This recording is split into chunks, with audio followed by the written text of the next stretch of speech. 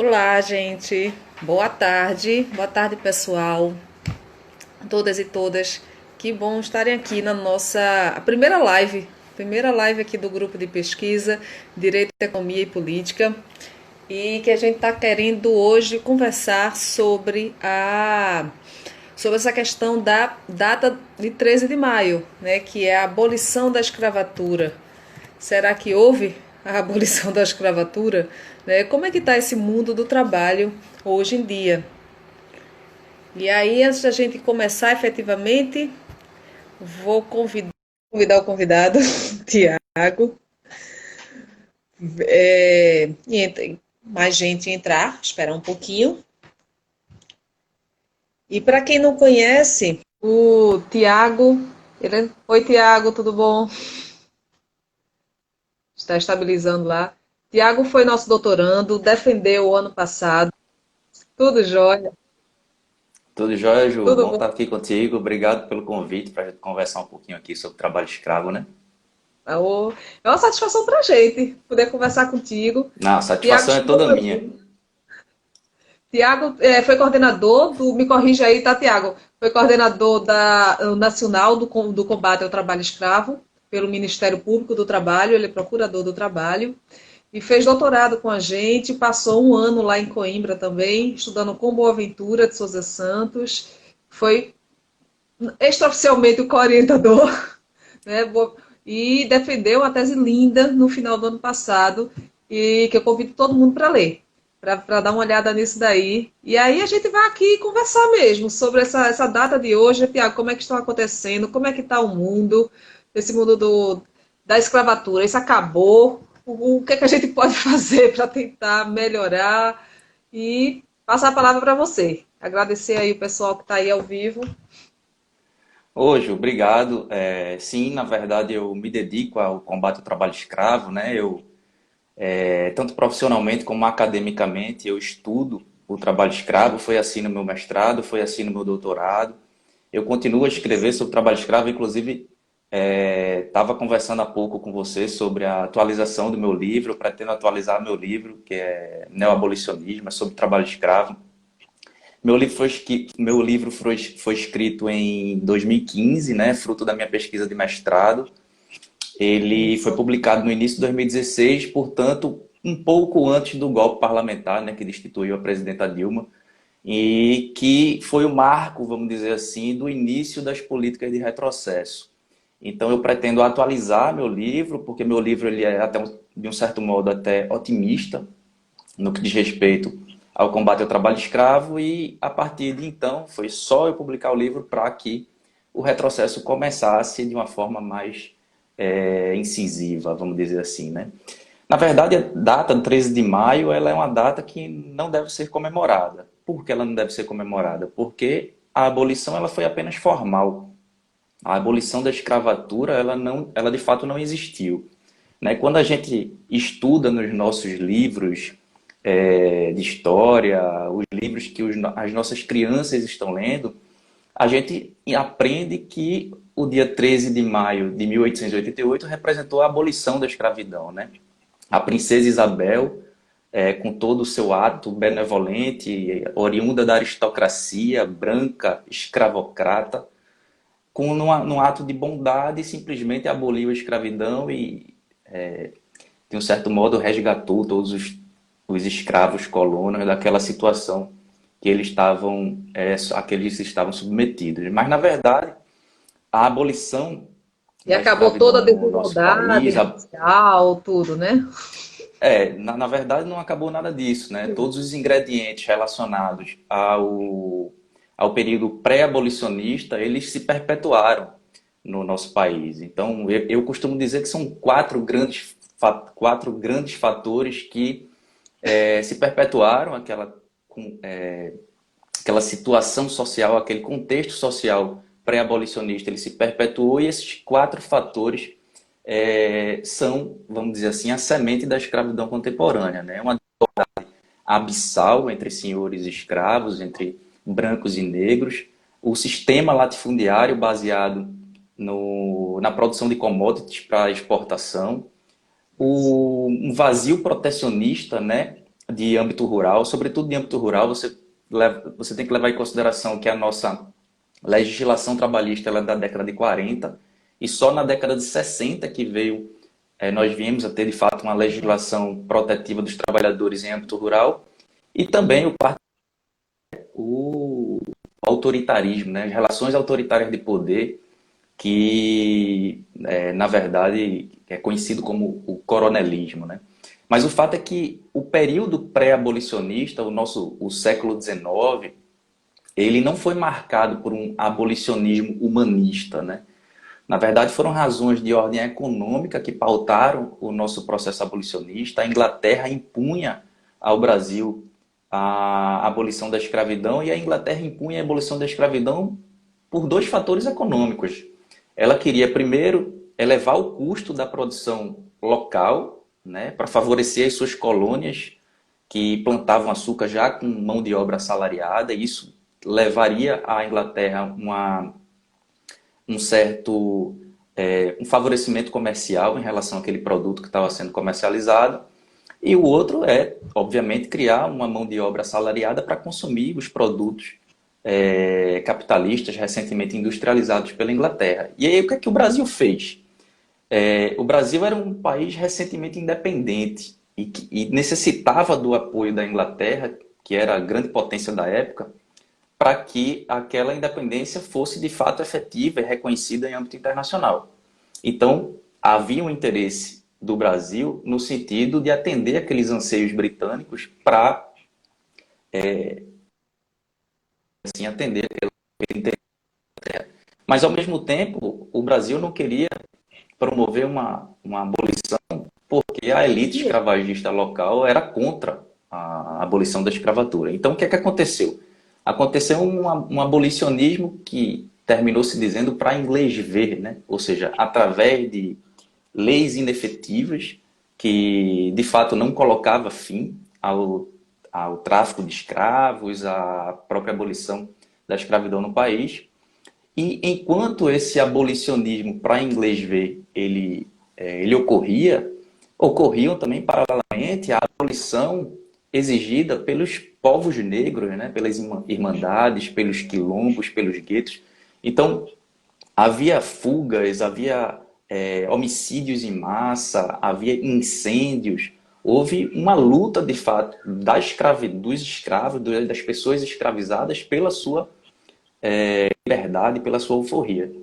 E aí, todo esse contexto de pressão inglesa no sentido de acabar com a escravidão no país e também a eclosão de movimentos verdadeiramente abolicionistas que pregavam não apenas a abolição da escravatura, mas também, de fato, uma emancipação baseada na distribuição de terras, baseada na reversão daquele padrão desigual, baseada, de fato, em políticas verdadeiramente emancipatórias. Tudo isso fez com que, em 13 de maio de 1888, não a princesa Isabel, porque ela só fez sancionar, vamos dizer assim, a lei, mas aquele parlamento aristocrático, escravagista, colocou fim à escravidão formalmente estabelecida como uma forma, obviamente, de preservar aquela estrutura econômica, aquela estrutura latifundiária baseada em grandes propriedades, com o comércio voltado para o exterior. E foi esse contexto social que fez com que a escravidão ela se perpetuasse no país, né? Nós não deixamos em momento algum de ser um país escravagista. Eu costumo dizer que a escravidão ela deixou de ser escravidão em 13 de maio de 1888 e passou a ser escravidão contemporânea exatamente nesse dia.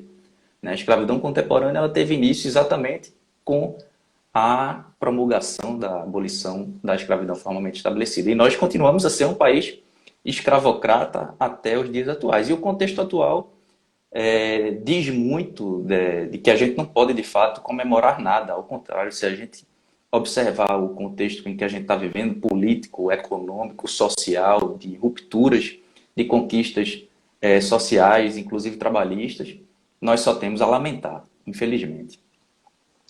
Mas tu consegue, dentro desse contexto mesmo, do movimento social que houve na época pela abolição por parte dos próprios negros, por tentar conseguir a sua liberdade, ainda que formal, vê alguma semelhança com os movimentos que aconteceram mais na atualidade aqui?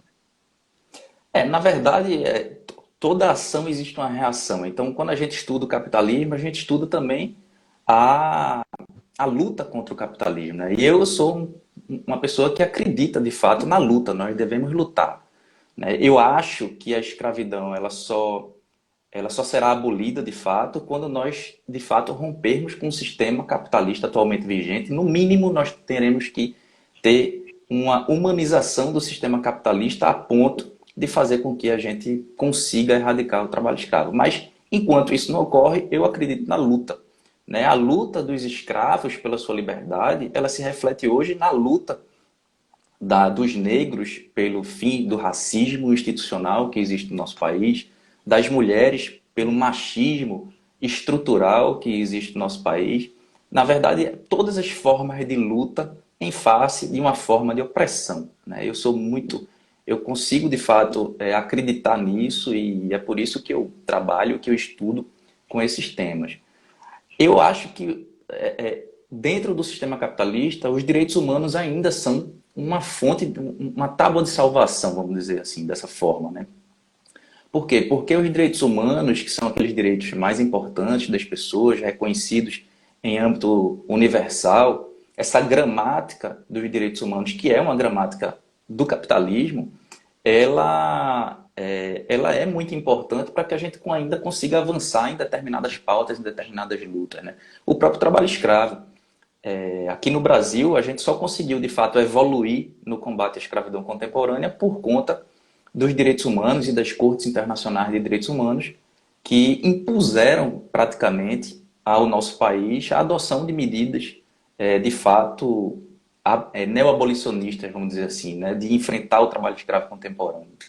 Eu preciso até resgatar um pouquinho dessa história para que as pessoas possam entender mais ou menos como ocorreu o início da política de enfrentamento ao trabalho escravo contemporâneo no nosso país, né? Como eu falei, o século XX ele foi marcado por uma escravidão contemporânea no nosso país que não era nem ao menos reconhecida pelo Brasil. Ou seja, havia escravidão no nosso país e a gente não reconhecia essa escravidão em território nacional. Foi preciso que nós fôssemos demandados em âmbito internacional para que nós passássemos, de fato, a reconhecer e a enfrentar o problema, né?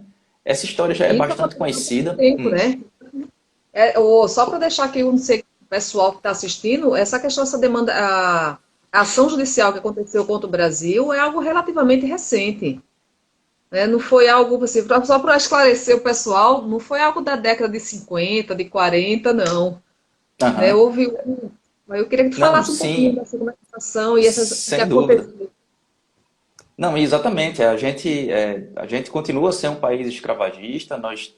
A escravidão contemporânea continuou a ocorrer em território nacional. A gente não reconhecia isso. A gente não tinha nenhum tipo de política pública. A gente não tinha sequer medidas legislativas de enfrentamento ao trabalho escravo. Foi quando só na década de 90 nós reconhecemos a existência do trabalho escravo em nosso país e passamos a tomar algumas medidas efetivas de combate ao problema. Isso ocorreu, como eu falei, por uma imposição de âmbito internacional. Por isso que eu acho que os direitos humanos, apesar da gramática dos direitos humanos, sobretudo no contexto atual, ela se mostrar uma gramática inefetiva, ela ainda é importante para determinadas lutas, né? A luta do movimento antirracista, a luta do movimento feminista, a luta também do enfrentamento à escravidão contemporânea. Na década de 90, em 1989, uma criança para fins da Organização Internacional do Trabalho, né, ele tinha 17 anos na época, o José Pereira, ele foi escravizado numa fazenda no Espírito Santo, chamada uma fazenda no Pará, chamada Fazenda Espírito Santo. Ele e outros 60 trabalhadores estavam submetidos a condições degradantes de trabalho, servidão por dívida, trabalho forçado, jornada exaustiva. E numa determinada noite, José Pereira e o seu colega Paraná resolveram fugir, né? Fugiram, foram perseguidos, foram alcançados. Os capatazes da fazenda abriram fogo contra ambos. Paraná morreu na hora. E José Pereira levou um tiro no olho e um tiro na mão, conseguiu sobreviver e pediu refúgio na Comissão Pastoral da Terra. A Comissão Pastoral da Terra levou o caso para uma ONG internacional chamada CIGIL, Center for Justice and International Law, e por conta da inefetividade das medidas estatais para reverter aqueles direitos humanos violados, para indenizar aquela pessoa que teve direitos humanos violados, o Brasil não responsabilizou os causadores, os agentes daquela violação a direitos humanos. Essa ONG demandou o país perante a Comissão Interamericana de Direitos Humanos por violação a direitos humanos previstos na Carta Interamericana de Direitos Humanos, e a comissão denunciou o Estado brasileiro à Corte Interamericana de Direitos Humanos. E o Estado brasileiro, em 2003, terminou firmando um acordo de solução amistosa, reconhecendo aquela ilegalidade, aquela violação sistemática de direitos humanos e a tomar medidas efetivas de combate ao problema. Apesar desse acordo ter ocorrido só no ano 2003, desde o recebimento da denúncia pelos direitos humanos, o Estado brasileiro reconheceu formalmente a escravidão perante a comunidade internacional e passou a tomar medidas efetivas contra o problema. Travou um pouquinho aqui, não sei se vocês continuaram escutando aí. Deu para entender. O fato é que o Brasil reconheceu ainda no governo Fernando Henrique, na época, ele reconheceu em junho de 1995 a existência do problema, a existência da escravidão em território nacional, e passou a tomar algumas medidas efetivas de combate ao problema. Então, em 1995, nós tivemos a instituição do Grupo Especial de Fiscalização Móvel, que é o grupo que deflagra forças-tarefas de combate ao trabalho escravo. Esse grupo, ele está em vigência, ele é muito importante para a política repressiva de combate à escravidão. Até hoje em dia, ele está vigente, ou seja, mais de 25 anos de história, de resgate. O grupo já resgatou mais de 50 mil trabalhadores nessa situação. Em 98, nós tivemos algumas medidas legislativas que auxiliaram também na repressão ao trabalho escravo. Houve um endurecimento de crimes conexos, como, por exemplo, o crime de aliciamento dentro do território nacional. Em 2002, tivemos uma importante política, sobretudo preventiva, que foi a concessão do benefício do seguro-desemprego ao trabalhador resgatado de combate ao trabalho escravo. Essa medida ela é importante no que eu chamo de política preventiva secundária. Por que política preventiva secundária? Porque existem duas formas de prevenção ao trabalho escravo, para que o trabalho escravo não ocorra. A prevenção primária e a prevenção secundária. A prevenção primária ocorre quando o crime ele ainda não aconteceu. Então você tem que adotar medidas de reversão daquelas vulnerabilidades das vítimas em potencial, acesso a direitos sociais sagrados, como saúde, educação, trabalho decente. Tudo isso é importante para que você evite que o problema ocorra. E a prevenção secundária é quando o problema já ocorreu, o crime já ocorreu e você precisa acolher aquela vítima do trabalho escravo, reverter os fatores de vulnerabilidade, qualificar aquela vítima, reinseri-la no mercado de trabalho digno. Tudo isso é muito importante. E o fornecimento do seguro-desemprego para o trabalhador resgatado ele é muito importante porque ele fornece minimamente uma condição econômica para aquele trabalhador resgatado e para que ele não se reinsira imediatamente no ciclo da exploração. Então, essa medida ainda, na época, no governo de Fernando Henrique Cardoso, em 2002. Por que eu estou destacando essa questão de que essas medidas foram tomadas no governo Fernando Henrique Cardoso? Porque é preciso que nós tenhamos a consciência de que o enfrentamento à escravidão é um enfrentamento que se reflete numa política de Estado. Ou seja, o Estado brasileiro assumiu um compromisso em âmbito internacional de enfrentar a escravidão contemporânea. E isso teve início no governo tucano, no governo de Fernando Henrique Cardoso. Muito embora eu seja uma pessoa muito crítica ao governo de Fernando Henrique, foi um governo extremamente liberal, um governo que não promoveu reformas sociais que, de fato, seriam importantes para prevenir a ocorrência da escravidão contemporânea, mas uma coisa é certa, nós tivemos a implementação de políticas públicas repressivas de combate ao trabalho escravo, também na época do governo Fernando Henrique Cardoso. Obviamente, a partir de 2013, essas políticas elas foram reforçadas, né? Então, os governos Lula e Dilma continuaram a implementar políticas públicas de enfrentamento ao problema. Então, só em 2003 nós tivemos a instituição da CONATRAI, que é a Comissão Nacional de Combate ao Trabalho Escravo, de Erradicação do Trabalho Escravo, é uma comissão que congrega a sociedade civil organizada, órgãos públicos, instituições, organizações não governamentais, ou seja, a sociedade reunida para discutir as políticas públicas de trabalho escravo. Isso foi uma medida importantíssima, né? Em 2003 nós tivemos também a instituição da lista suja do trabalho escravo, que também é um documento importantíssimo, né? Uma política pública importantíssima, reconhecida pela Organização Internacional do Trabalho, reconhecida pela ONU, pela Organização das Nações Unidas, como um instrumento que deve servir de exemplo em âmbito internacional. Nós tivemos talvez a política pública mais importante, que foi a alteração legislativa que trouxe o nosso novo conceito do trabalho escravo, né? Foi uma lei em 2003 que alterou o artigo 149 do Código Penal e trouxe esse conceito, que é também um conceito paradigma em âmbito internacional. Em 2005, nós tivemos o Pacto Nacional pela Erradicação do Trabalho Escravo, que congrega empresas de livre adesão por parte de empresas, no sentido de isolar comercialmente algumas empresas que se utilizam da escravidão contemporânea. Em 2008, tivemos o segundo Plano Nacional para a Erradicação do Trabalho Escravo, fomentando a estruturação de órgãos públicos fiscalizadores, no sentido de reprimir exemplarmente o trabalho escravo. Nós tivemos leis estatais também, inclusive no estado de São Paulo, no estado do Maranhão, que visam também reprimir o trabalho escravo por meio de sanções econômicas àqueles que exploram o trabalho escravo. Nós tivemos também talvez uma das mais importantes e paradigmáticas medidas, que foi que veio através da Emenda Constitucional 81, que é a expropriação de terras de empregadores escravagistas, isso já no governo Dilma. Então, como eu falei, quando eu escrevi o meu primeiro livro sobre trabalho escravo, né, o abolicionismo, eu terminei de escrevê-lo em 2015, ele foi publicado no início de 2016.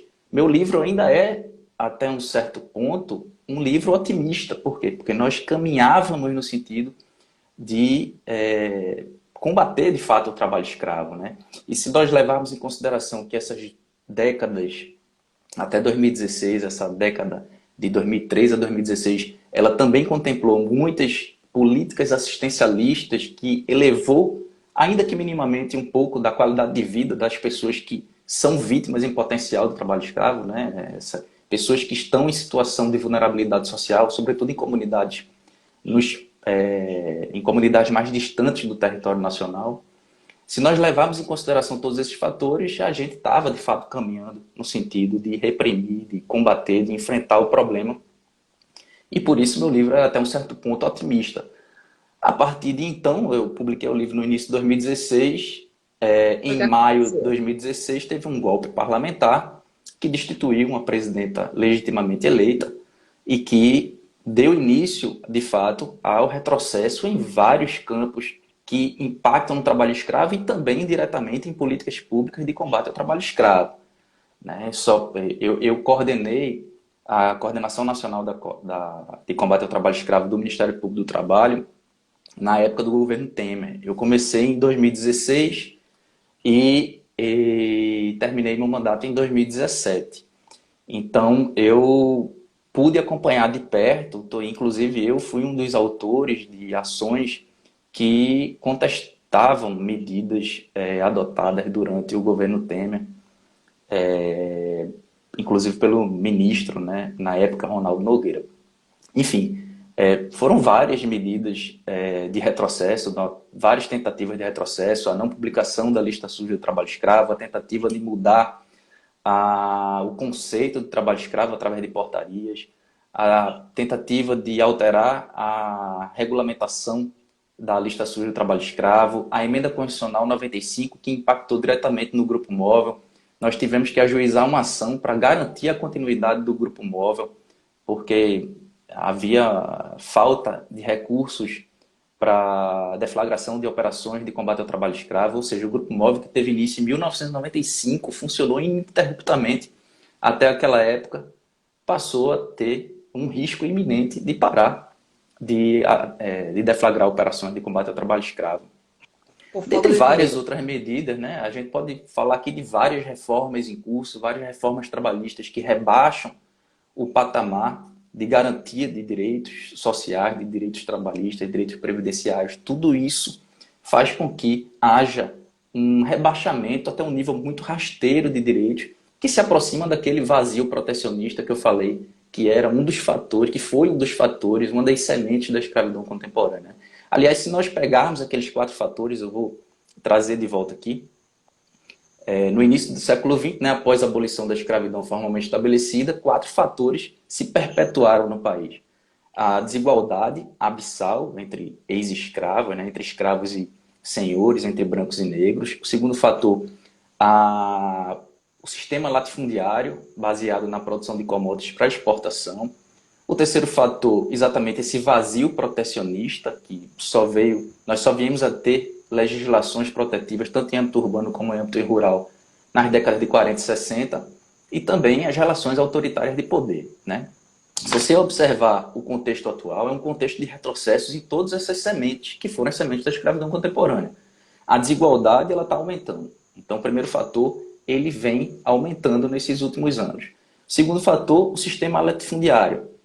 Após o golpe parlamentar, nós não tivemos mais, em nenhum momento, a distribuição de terra, né? Uma política, de fato, de diminuição desse sistema estrutural latifundiário. O segundo fator, então, ele tende a aumentar. O terceiro fator, que é o vazio protecionista, nós estamos caminhando para retroceder nessa questão da proteção trabalhista. E o quarto fator, que são as relações autoritárias de poder, a gente tem hoje aí, no governo federal, um governo extremamente autoritário, esse perfil autoritário do coronelismo, das relações autoritárias de poder em todas as áreas das relações humanas, ela está voltando. Então, todos aqueles fatores que nós chegamos a avançar em muitos deles, na diminuição da desigualdade social, na certa distribuição de terra, que de fato nunca ocorreu, na verdade, mas nós, pelo menos, estávamos caminhando, de um certo modo, a contento, a garantia de direitos trabalhistas, direitos sociais e também uma democracia que até então, que foi rompida em 2016 e que tudo isso faz com que todos esses fatores promovam mais o aumento do número de trabalho escravo no nosso país. Você falou aí da questão das commodities, eu tenho uma pergunta aqui para o professor Deco, mas antes disso, você falou das commodities e eu me lembrei daquele estudo que foi publicado pela FIAN Internacional, que o professor Fábio Pita deu propagação aqui no Brasil, né? Ele é lá de São Paulo, geógrafo de São Paulo, o da USP. E aí, mas esse relatório da FIAN, que é um organismo ONG internacional, ela considera justamente a transformação das terras da região da Matopiba, que é o acrônimo para o Maranhão, Tocantins, Piauí e Bahia, uma região central que está tendo suas terras tomadas por grandes corporações, né? Tomadas como? Às vezes via a aquisição de dívidas bancárias que os pequenos produtores rurais adquiriram em função de todo o estabelecimento de um sistema de dívida, de uma oferta de empréstimo e tudo,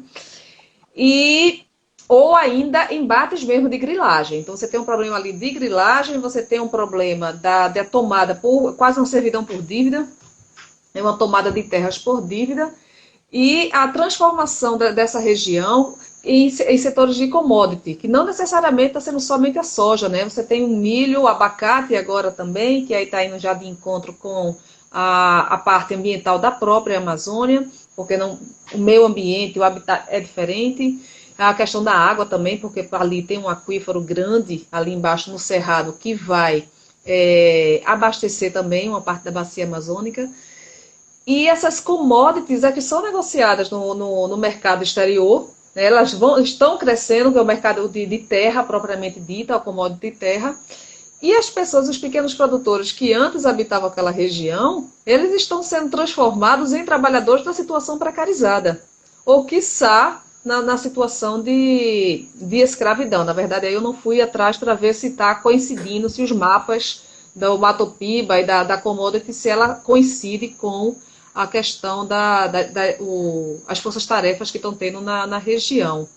Né? Mas É, é na só para a verdade, gente. na verdade, Ju, o que é que acontece? Isso é um problema histórico, né? A estrangeirização de terras, a grilagem, o desmatamento, tudo isso enseja a expulsão daqueles pequenos produtores rurais para que eles se tornem empregados e submetidos a situações de exploração para aqueles detentores das terras. Isso, a região do Bico do Papagaio, ela é emblemática, né? A região do Bico do Papagaio, que fica no sul do Pará, ela já foi objeto de muitas forças-tarefas. Eu digo que hoje a gente, de fato, tem uma situação um pouco mais controlada nessa região do país por conta da presença do Estado, né?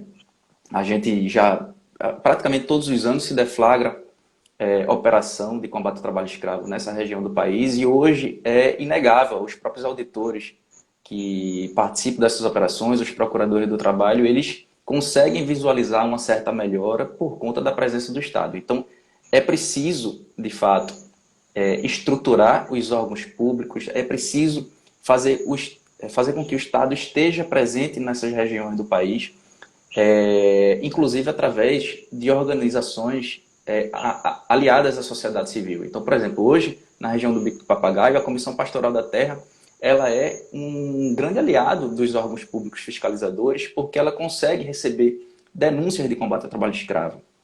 E é um canal de denúncias. Então, os órgãos públicos fiscalizadores, eles se alimentam das informações desses canais que se instalam, que se fixam em determinadas regiões do país que o Estado ainda não se faz presente.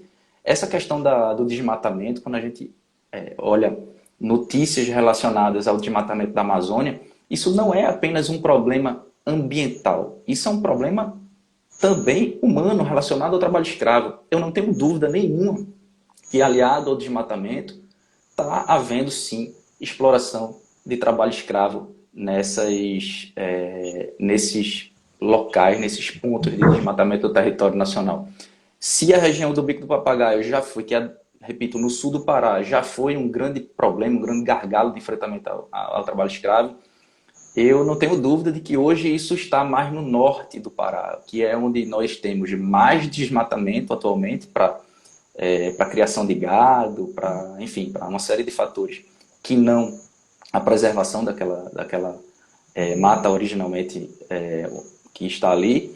E nós não temos também a presença do Estado, a presença dessas organizações da sociedade civil como canais de denúncia. Então o Estado, se for deflagrar uma força-tarefa nessas regiões onde estão havendo desmatamentos, vai ser uma atuação ativa, ou seja, uma atuação proativa do Estado e não reativa, porque essas denúncias elas não chegam até a gente, né? Então, se a gente não, o grande problema é que se a gente não tem pernas suficientes para dar vazão, dar uma resposta a todas as denúncias que nos chegam, a gente não consegue também fazer uma atuação ativa, uma atuação proativa, onde nós imaginamos que haja o trabalho escravo, mas que a gente não tem ainda denúncia, né? Mas enfim. Mas eu tenho uma pergunta aqui de André Costa, o Deco, que é nosso doutorando também é professor de Direito do Trabalho, e ele colocou aqui, né, Tiago, com o racismo estrutural persistente no país, como se vencer o trabalho escravo contemporâneo com um ranço tão forte culturalmente? Mandar aqui um abraço para Deco, né? É uma honra tê-lo aqui ouvindo um pouquinho a gente conversando. Na verdade, Deco, eu assim como Deco, eu sou, como eu falei no início, eu sou uma pessoa que acredito na luta, né? E eu acho que a luta antirracista é uma luta muito importante nesse momento do nosso país, porque ela congrega muitos outros elementos que estão associados a essa luta. Então, a partir do momento que você luta contra o racismo, você está lutando também por uma série de opressões que o negro sofre, uma delas é o trabalho escravo. Então, hoje, cerca de 70%, pouco menos talvez, acho que 60%, acima de 60% das pessoas resgatadas de trabalho escravo contemporâneo são pardas ou pretas. Então, isso é, de fato, um resultado, isso é fruto aí de 500 anos de opressão, de 500 anos de brancos por cima, de pretos por baixo, de um racismo estrutural, institucional que vive na nossa sociedade. Eu acho que a luta em face da opressão, e quando eu falo luta em face da opressão, eu estou falando de luta contra o capitalismo, luta contra, de fato, todos os sistemas que oprimem, então, o machismo, o colonialismo, o racismo, né? O capitalismo. Essas lutas elas têm que andar juntas, né? Não é possível a gente falar de combate ao trabalho escravo sem a gente falar da luta contra o racismo. Da mesma forma que não é possível a gente falar da luta contra o racismo e não falar da luta contra o machismo. Tudo isso tem que vir, tem que andar conjuntamente para que a gente possa, de fato, combater todos os inimigos de uma vez só. E aí, já para a gente caminhando para o final, está chegando aqui já o tempo, 20 minutos. Tiago, você falou aí da questão posterior do pagamento do salário do seguro-desemprego para as pessoas que são resgatadas na escravidão mais contemporânea, e como uma forma de minimizar a possibilidade da reinserção dessas pessoas no sistema da escravidão. E aí me veio a mente, assim, se a gente pode correlacionar com esse pagamento do auxílio emergencial que está acontecendo na atualidade para pessoas que não estão com a possibilidade de trabalhar, né, no mercado. E aí vem, você já vai saber, a questão da renda universal garantida. Eu estava mais cedo numa live com o pessoal da Rede Brasileira de Renda Básica, com o professor Tiago, que ele está na Espanha, é Tiago também, por acaso, e a gente estava conversando sobre isso, assim, até que ponto você acredita que a instituição da renda básica, em cumprimento à Lei 10.835 de 2004, uma lei que existe no país, aprovada e tudo, em vigor, mas que se diz que precisa de regulamentação, particularmente eu tenho minhas teorias a respeito dessa questão da regulamentação, acho que são criações, às vezes, da teoria geral do direito, que diz que uma determinada lei é auto-aplicável, outra necessita de regulamentação para poder ser aplicada e, coincidentemente, normalmente as regras que são relativas à propriedade privada e à liberação de dinheiro, elas são tidas como auto-aplicáveis, e as que são relativas a direitos sociais, elas carecem de regulamentação. Via de regra, é isso que eu observo. Mas você acredita que a instituição, o pagamento de uma renda básica ou de uma renda universal garantida poderia minimizar a exposição das pessoas na oferta de um trabalho precarizado? Claro, Ju, não tenho a menor dúvida disso, né? Na verdade, a minha tese de doutorado, ela passa por isso também, né? A minha tese, toda a minha pesquisa de doutorado, ela teve dois objetivos. Primeiro, analisar as várias faces da exploração do trabalho humano no contexto da sociedade capitalista, né? Então a gente faz, inclusive, a proposição de uma taxonomia da classe trabalhadora, dividida entre semilivres e subhumanos, com base na teoria de Boaventura, a teoria da linha abissal. A gente pode até conversar sobre isso um pouco mais para frente. E a segunda finalidade, o segundo objetivo da tese é também, obviamente, propor alternativas abolicionistas de âmbito universal, ou seja, garantir uma vida minimamente digna para todos em âmbito universal. E aí, a que conclusão eu cheguei? Eu parto de um problema que é inerente às esquerdas de todo mundo, né? A gente sempre, quando a gente fala esquerdas, a gente tem uma série de esquerdas dentro da esquerda, vamos dizer assim. E essas esquerdas sempre discutiram bastante sobre a solução, as soluções para o mundo, né? A solução de ruptura do capitalismo, a solução de humanização do capitalismo, a solução que deve ser implementada em âmbito restrito local ou soluções universais, enfim, há uma série de fatores que se discute dentro das esquerdas para, vamos dizer assim, melhorar a condição de vida humana. E eu parto de duas grandes angústias das esquerdas, né? Primeiro que a solução ela tem que ser imediata. Por quê? Porque o meio ambiente está sendo...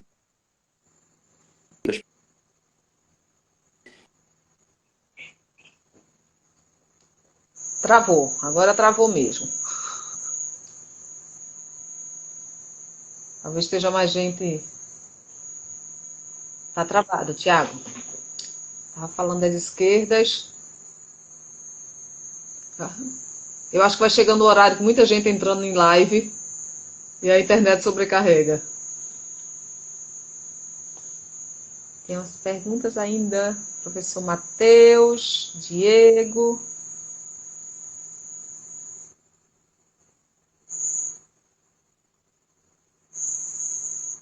Ai, que droga. Tá indo e voltando. Tá me ouvindo? A gente tá Estão me ouvindo, a ouvindo? imagem tá congelada. Tá, agora melhorou. Tá, Desculpa. tá ouvindo? Então eu vou continuar, tá? Tá. Pode Bom, continuar. como eu falei, na verdade eu parto de duas angústias da esquerda, né? A angústia no sentido de que nós precisamos de respostas imediatas. Por quê? Porque as pessoas estão morrendo, as pessoas estão passando fome, o meio ambiente está sendo destruído. E a segunda angústia é de que a gente tem que ter uma ruptura, de fato, muito contundente nesse atual sistema que a gente vive, para que de fato a gente consiga proporcionar uma vida digna para todos. Então, eu trago duas proposições de solução. Uma delas é a renda universal garantida em âmbito global, como uma medida exatamente apta a garantir imediatamente um suspiro de esperança para todos em âmbito global, e uma medida, vamos dizer assim, a médio prazo, que seria o fomento à economia solidária, ao cooperativismo, à associação de trabalhadores em substituição ao empreendimento capitalista, né?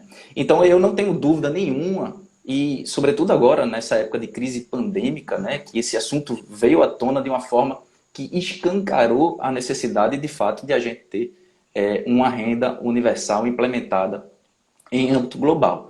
E eu acho que isso tem que ser, de fato, em âmbito global, é possível, é uma solução viável, economicamente viável.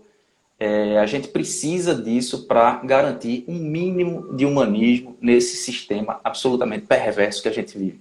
Eu costumo dizer que a gente não vai erradicar o trabalho escravo contemporâneo se a gente não remar contra a maré. Se a gente não lutar contra essas políticas neoliberais que só espalham miséria por todo o planeta, contra essas políticas que estão aprofundando a desigualdade em âmbito universal. Então, a renda universal garantida, eu não tenho dúvida nenhuma, eu sou partidário dela. Eu acho que ela não é a solução para todos os problemas, mas ela é uma solução para alguns problemas, e dentre esses alguns problemas para os quais ela é a solução, eu acho que a escravidão está no meio. Eu acho que essa tua fala já respondeu a pergunta de Diego Nieto, que fez uma pergunta aqui. Mas aí tem o Matheus Rocha, que fez uma pergunta aqui. Deixa eu ver. Nossa, estou tentando voltar aqui a pergunta. Eu estou vendo aqui. Vendo os números, tenho percebido que existe uma menor expressividade nos resgates nos centros urbanos. Existe maior dificuldade na fiscalização e resgate nessas regiões? Não, na verdade é o seguinte, historicamente o trabalho escravo está ligado à área rural pelo conjunto de fatores que levam a uma maior vulnerabilidade dos trabalhadores em âmbito rural. Então, como eu falei, o Estado não está presente em determinadas regiões do país, os sindicatos não estão presentes em determinadas regiões do país, e isso torna os trabalhadores mais vulneráveis. E as relações autoritárias de poder, elas estão historicamente também associadas ao âmbito rural. Então, todo esse conjunto de fatores faz, de fato, com que nós, historicamente, tenhamos mais trabalho escravo em âmbito rural, e a repressão ao trabalho escravo, a deflagração de forças-tarefas, ela historicamente se concentrou em regiões mais isoladas do país, onde o Estado não se faz presente. Em 2013, a gente, quando eu falo a gente, eu digo o Estado brasileiro, resgatou mais trabalhadores em âmbito urbano do que em âmbito rural. E isso decorreu por uma série de fatores, como, por exemplo, o desenvolvimento da construção civil em âmbito urbano, o programa de aceleração do crescimento deflagrado nos governos petistas, a, a Copa do Mundo, a construção de estádios, de toda uma infraestrutura para a Copa do Mundo, uma repressão específica no setor das confecções, sobretudo no estado de São Paulo. Então, alguns fatores fizeram com que nós tivéssemos mais trabalhadores resgatados em âmbito urbano do que em âmbito rural em um determinado momento da nossa história, em 2013, 2014, para ser mais preciso. Depois, com a crise na construção civil, os números em âmbito rural voltaram a ser maiores do que em âmbito urbano. Agora, obviamente, a escravidão ela está em todo lugar. Ela está em âmbito rural, ela está em âmbito urbano, ela está, inclusive, dentro de casa, né?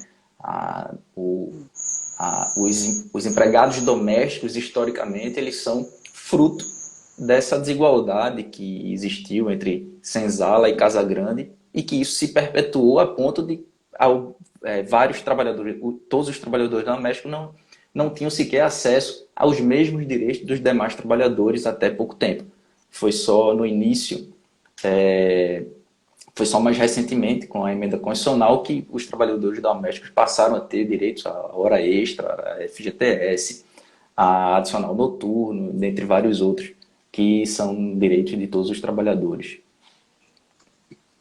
Tiago, vamos caminhando para o final. Eu queria agradecer. Eu tinha prometido a Tiago que não ia ser muito tempo, que ele está saindo da Covid, estava ainda meio debilitado, mas É terminou tendo verdade. 50 minutos.